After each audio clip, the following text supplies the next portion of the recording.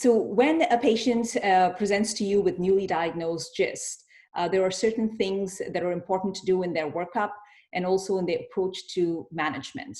So patients with the localized GIST sometimes present to surgeons initially, but at our center, we're good with multidisciplinary care. And even with localized GIST, it is important to involve the medical oncologist because many a time we are able to help with neoadjuvant treatment to shrink the size of the tumors and make surgery easier, more amenable, and more likely to get an R0 resection, and might even spare the patient total gastrectomy and can only have a partial gastrectomy with more preservation of function.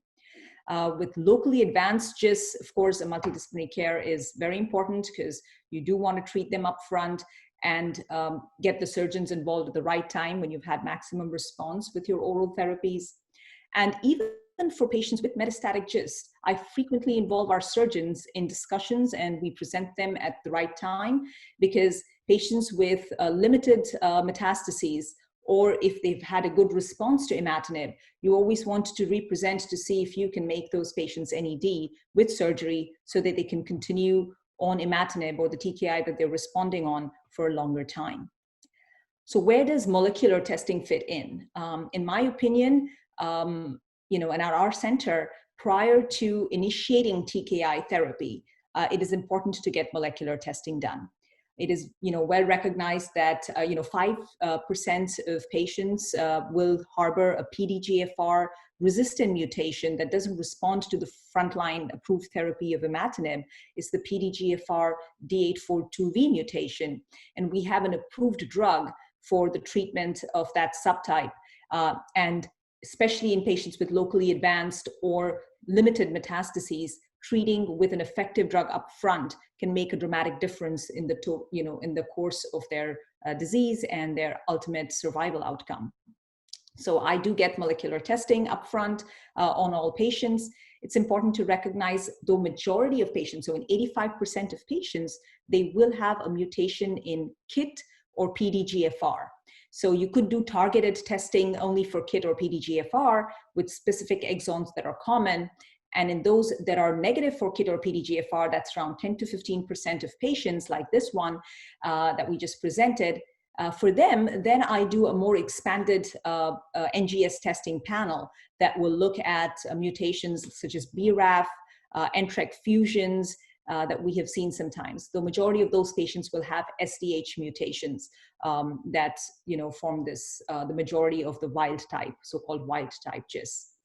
So it is important, in my opinion, to get these genetic testing done. And again, when we look at the KIT and PDGFR mutations, there are implications to the type of mutation that is detected, especially which is predictive for therapy or response to therapy.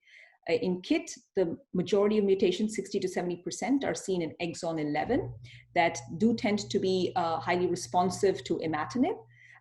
And then the next most common in KIT is exon 9 mutations that tend to require a higher dose of imatinib for treatment.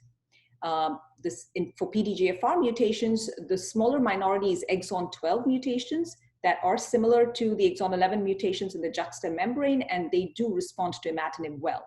It is the exon 18 mutations, which are the more common in PDGFR, that tend to be resistant to imatinib and need an early evaluation and a look if a switch of therapy is required. It's also important to recognize that, when you have, for frontline, we do have only one approved drug, which is imatinib, and for the PDGFR D842V mutations, avapritinib is approved in any line of therapy because that is still the most effective drug we have for that subtype. So if you do end up detecting that mutation and if the patient's already on imatinib and they're not having a response, you can switch them. But if they haven't started on imatinib, you can definitely start them on avapritinib up front in the front line. And I usually, because as I told you, the percentages, majority patients, 60 to 70%, will have a great response to imatinib. And I tend to start them on imatinib because it takes sometimes a week to 2 weeks to get the mutation testing back. So you go ahead, start them on imatinib, and once the mutation test comes back, if there is kind of which tells you that they are less likely to respond, and those ones would be the PDGFR D842V mutations, or even the wild type for KIT or PDGFR, because sometimes they might not have as good a response with imatinib. Those are the patients, even if they've started imatinib and if they're tolerating it well, I would do an early on scan time point, maybe in 6 to 8 weeks, so that we can catch early progression and then switch to the next therapy that is appropriate.